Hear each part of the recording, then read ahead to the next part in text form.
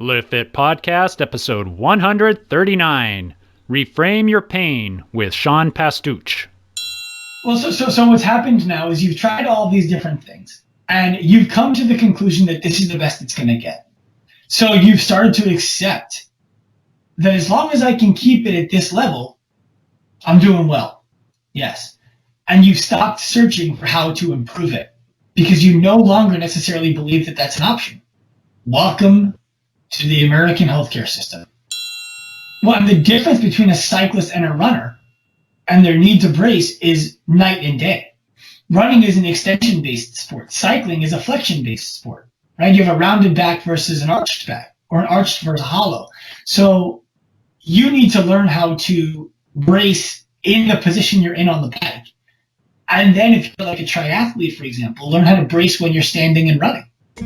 Welcome to the Live Fit Podcast with Glenn Johnson, your resource for all things that contribute to good health.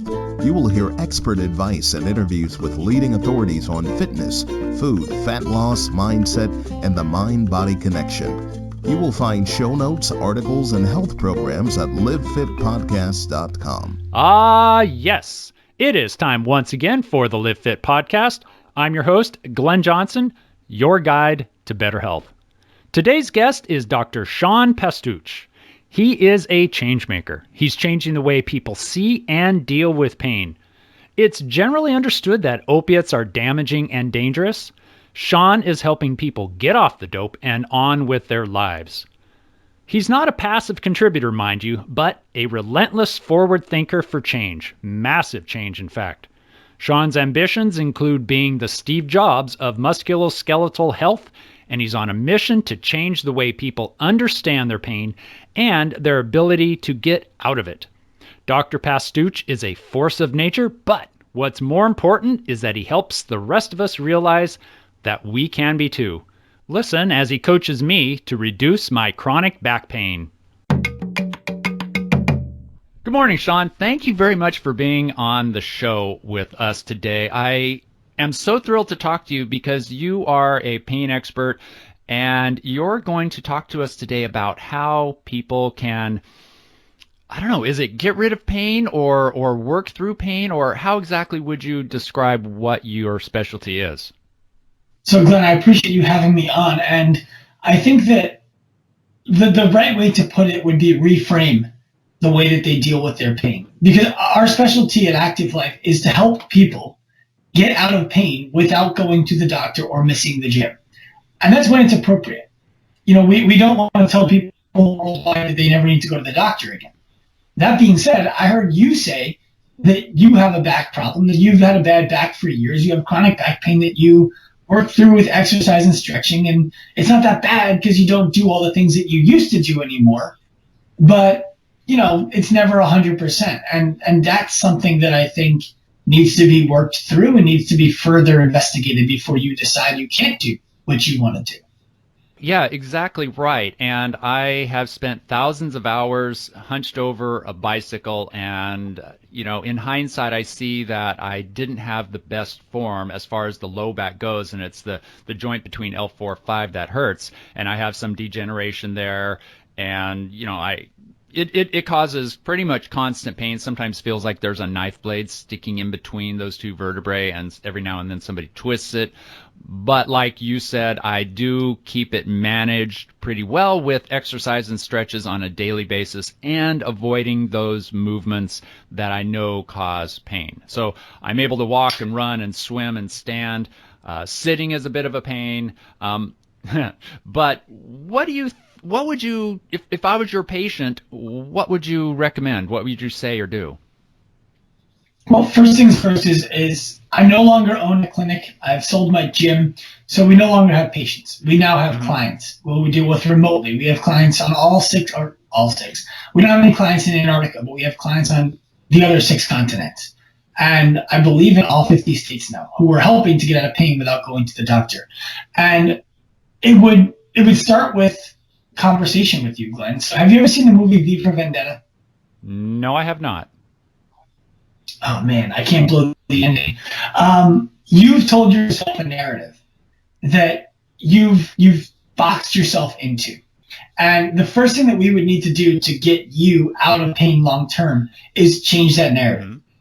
And what I mean by that is you've been having back pain now for how long? Oh boy, it's been pretty consistently bad for probably 3 years, and gradually reaching up to that point where it's a daily thing. And I imagine, and I'm going out on a limb here, you just tell me if I'm wrong. In the beginning, you tried things like chiropractic or physical therapy or some kind of modality. I've tried everything. My favorite line. You haven't tried everything. Yeah. Well, I'm sure you're right. Things. I've tried all the classic things. I've had x-rays and MRIs and this doctor and that doctor, neurologists and chiropractors and acupuncturists and massage and myself. So tell me. Well, so what's happened now is you've tried all these different things and you've come to the conclusion that this is the best it's going to get. So you've started to accept that as long as I can keep it at this level, I'm doing well. You're exactly right. 100%. Yes. And you've stopped searching for how to improve it because much. You no longer necessarily believe that that's an option. Pretty much. Welcome to the American healthcare system. And by the way, for those of you overseas who are listening to this, I don't know if you have an overseas audience. Yeah. Your healthcare system too. Yeah. This is a rampant problem. It's self-talk. And here's the thing, Glenn. If you struggled to read when you were trying to read books, and every time you struggled to read something, you would say, "Damn it, Glenn, you're so stupid." And you started to do that around your friends. You would go to dinner, you're reading the menu, and you couldn't figure out what you want, and you're like, "Damn it, Glenn, you're so stupid." And it's like your friends eventually would say, "Glenn, what are you doing, man? You can't talk that way to yourself." They would be uncomfortable with it, right? Exactly.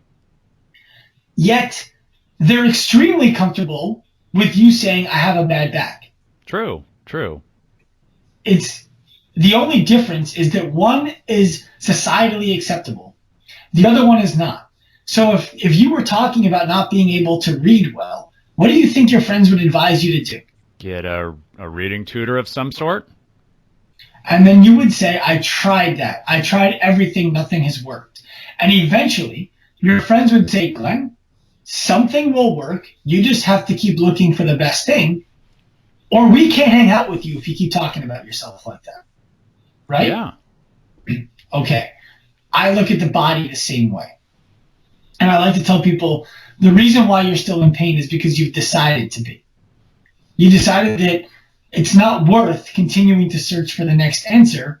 So you've resigned to the fact that this is the best it's going to get. I'm just going to make sure I don't die. Mm-hmm. Right? So in order to get you out of back pain, the first thing we have to do is have you believe that you can. Okay. So if you believe that you can, then it becomes a search for, okay, well, how do I do it? And now instead of saying I have a bad back, you would start saying things like, my back is still bothering me. I haven't found a solution yet. Yeah, and I'm kind of on the edge between that and acceptance. I haven't completely given up, and yet I've accepted where I am so far. And that's probably relieves a lot of stress for you. And that's a good thing.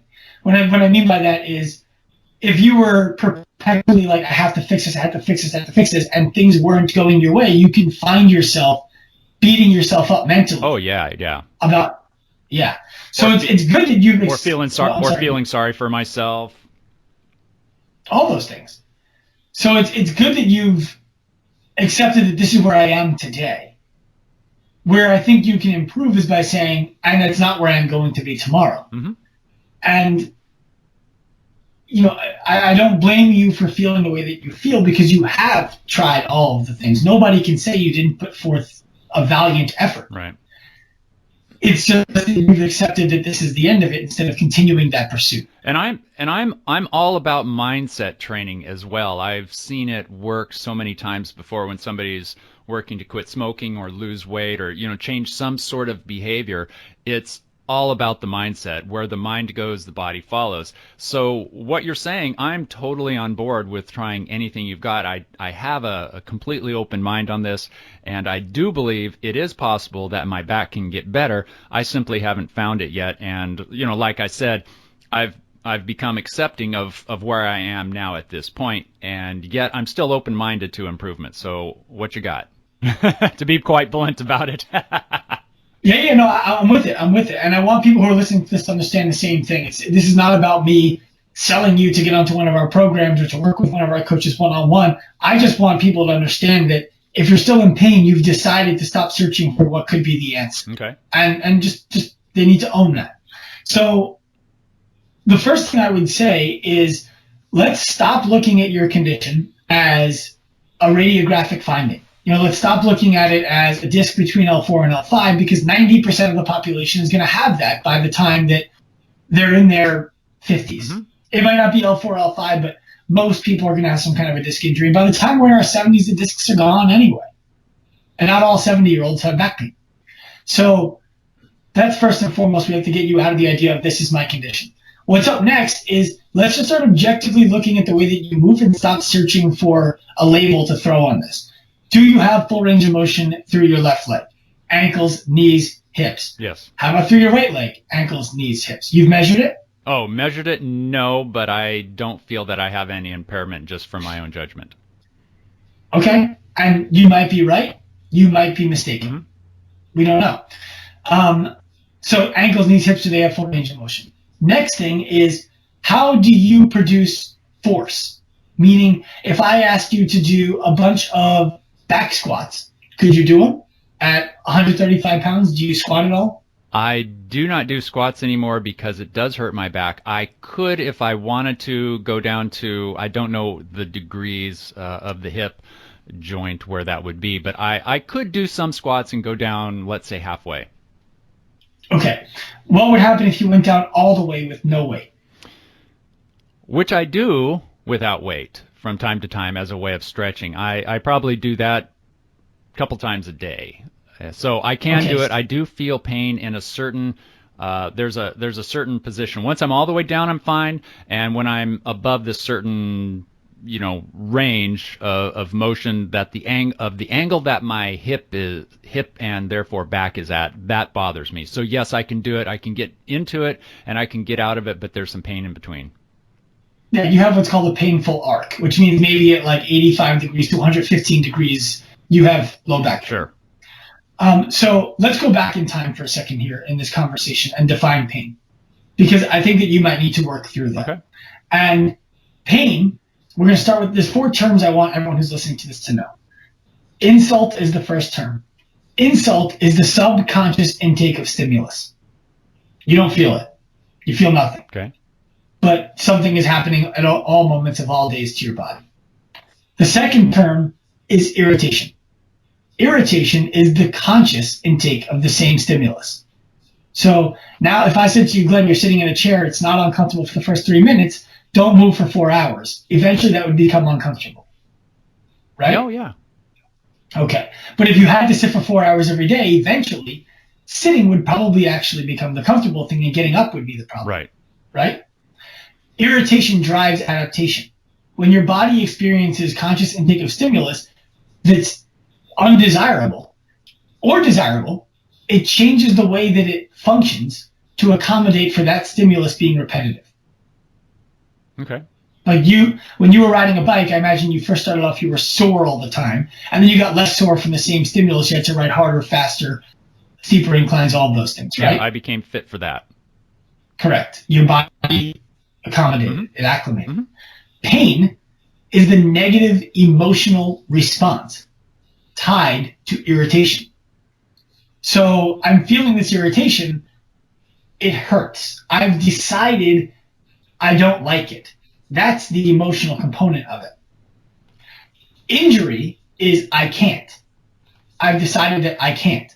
So you've decided that there are certain things that you shouldn't do anymore. The question to ask yourself is there anybody else in the world feeling those same symptoms who has decided to keep doing those things? How are they able to do it and not you? And I'm not making this an attack on you. I'm just We're using you as the example. And the answer is that the way that they've decided to interpret that emotional response is as a negligible or positive one. The amount of pain that Lance Armstrong was able to endure while on a bicycle was greater than the people around him, and that's part of the reason why he won. So we give our clients a construct to live by so that they can make decisions more objectively with subjective data. If your pain, the negative emotional response tied to irritation, is less than a 5 out of 10, keep going. Mm-hmm. If your pain is getting better as your exercise goes on, keep going. If your pain does not exist as soon as you stop doing the exercise, and the first two statements are true, keep going. If when you wake up tomorrow, the area where you experience pain is not any more symptomatic than on any other day, and the first three statements are true, keep going. That's not pain, that's irritation, and you need that irritation to drive the adaptation that you want. So let's take you very specifically, for example, Glenn. Mm-hmm. You get pain when you squat. Yes. Do you get that same pain when you deadlift or hinge? I would, so I don't do those. Okay, you would, so you don't do them. What about if you did a single leg hinge or a single leg step up, like stepping up on a box? Does that cause you the same back pain? I don't think so. Like a box knee height? Above knee height. I think I would feel a little twinge, but it wouldn't be debilitating. I'd still be able to do it. Okay, and how competitive did you get on your bike? Very.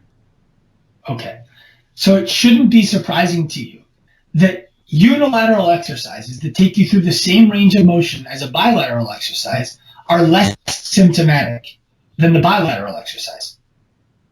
Right? So a squat on a single leg for you is something that you're extremely proficient in. Yeah, because that's what cycling You've been pedaling a bike. Yeah. Yes. Where a squat on two legs, creating that stability across your midline and loading it axially, top to bottom, is uncomfortable for you. Okay. So what happens is your body has acclimated to being able to do things unilaterally and not bilaterally. So when you do it bilaterally, it's uncomfortable. It's even potentially painful, depending on how you interpret that discomfort. Mm-hmm.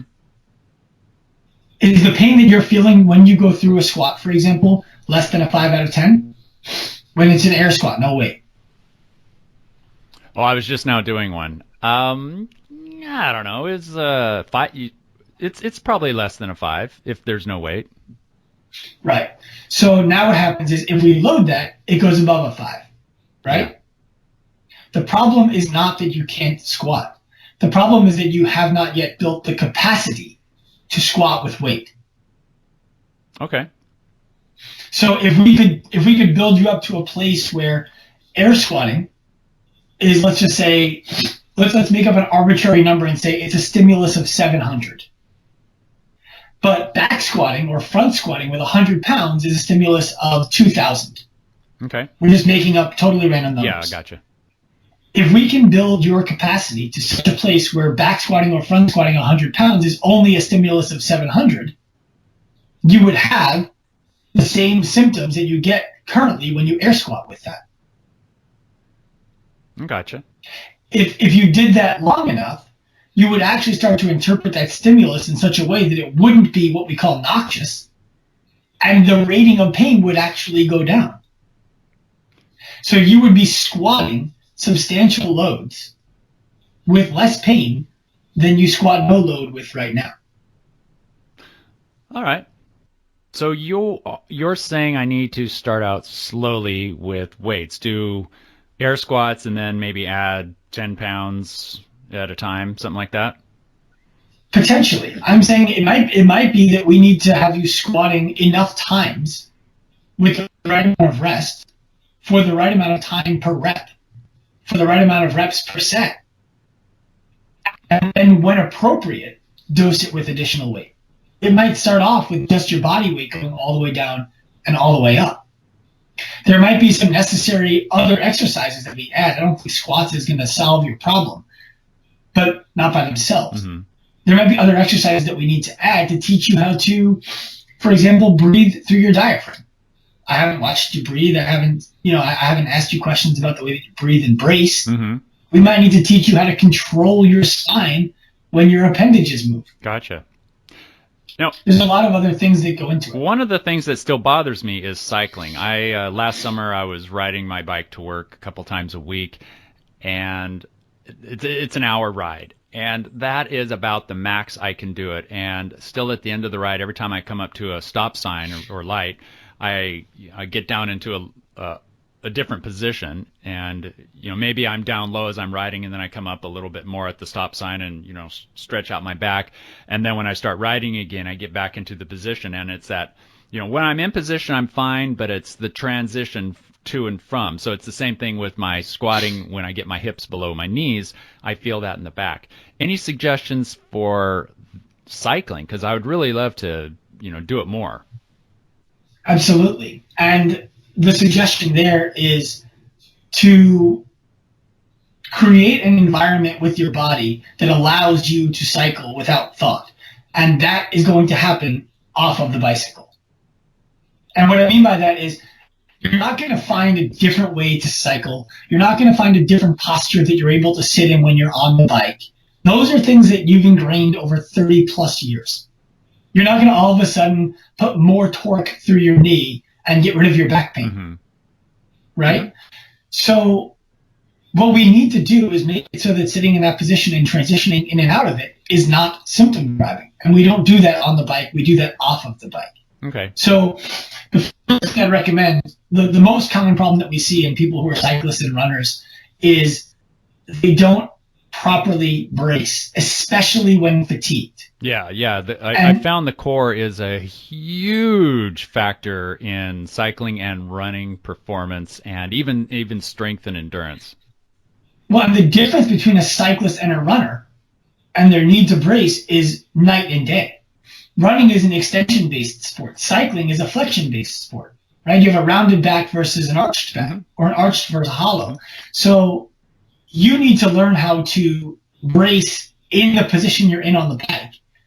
And then if you're like a triathlete, for example, learn how to brace when you're standing and running. So it's not simply a matter of having strong core muscles. It's a matter of using them properly when you're in the position you are for your sport. Yes, proprioception over strength all day long. And if we were to work together over time to work through this issue, you would probably want to use a video cam and watch me do certain things like squatting, etc.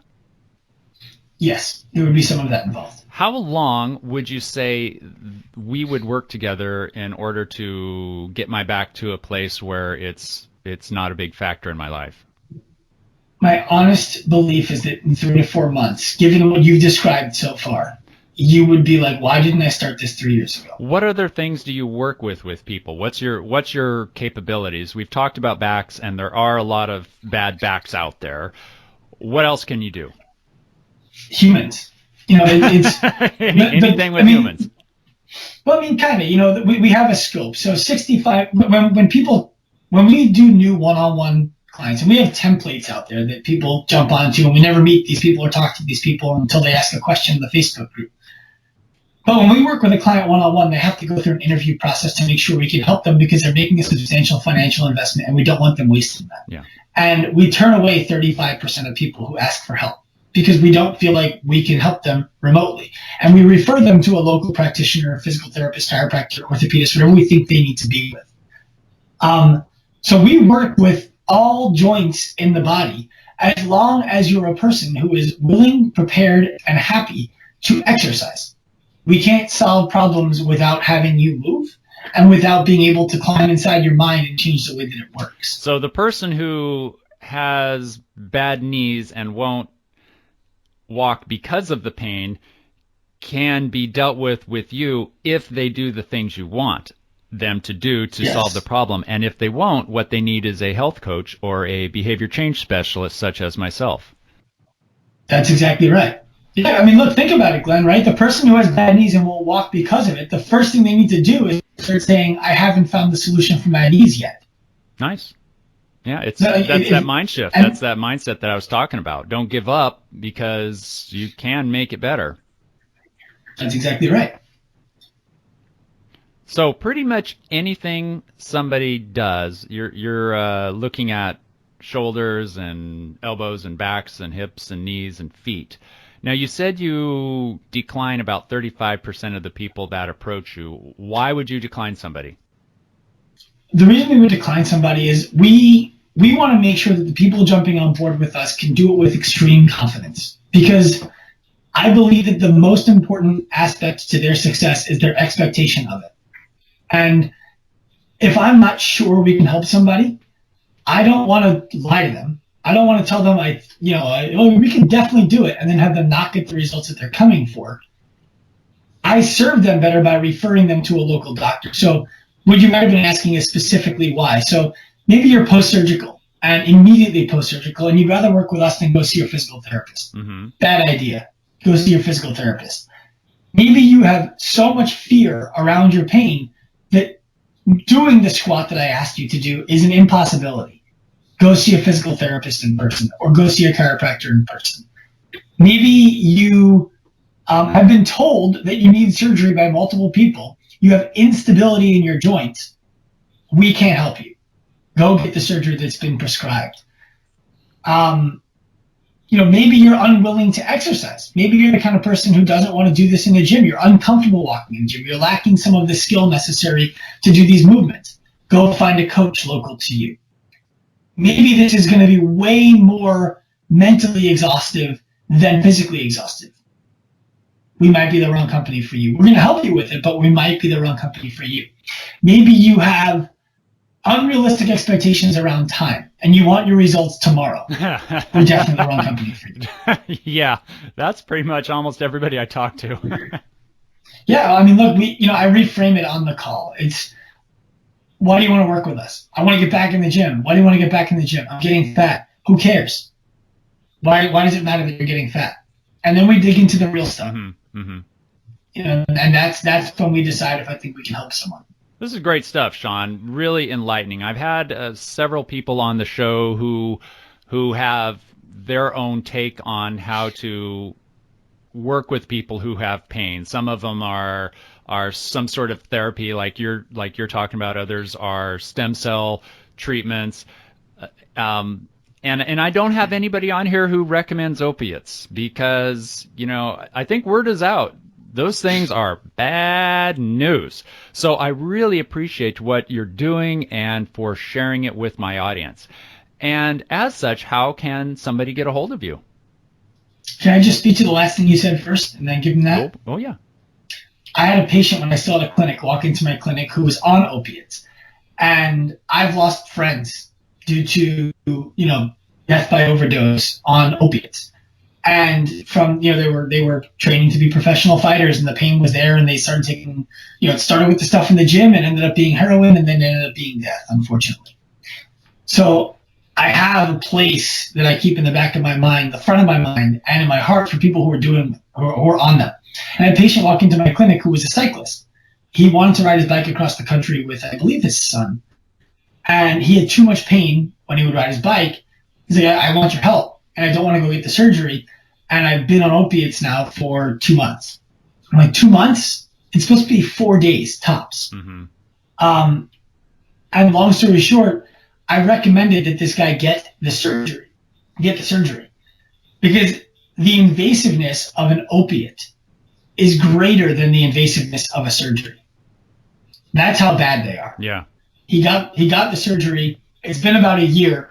He did the bike ride. He got what he needed out of it. We were the wrong candidate to help him. Our clinic wasn't right. Our online stuff wasn't right. He needed the surgery, and more than anything else, because he needed to get off the opiates. And yet you were still able to help him, not directly with your therapy, but you were able to kind of take an outside approach and a professional opinion and share that with him, and he followed it. Yes, and yeah, so in that regard, we help 100% of people who reach out to us because we either tell them where they need to be or we help them directly.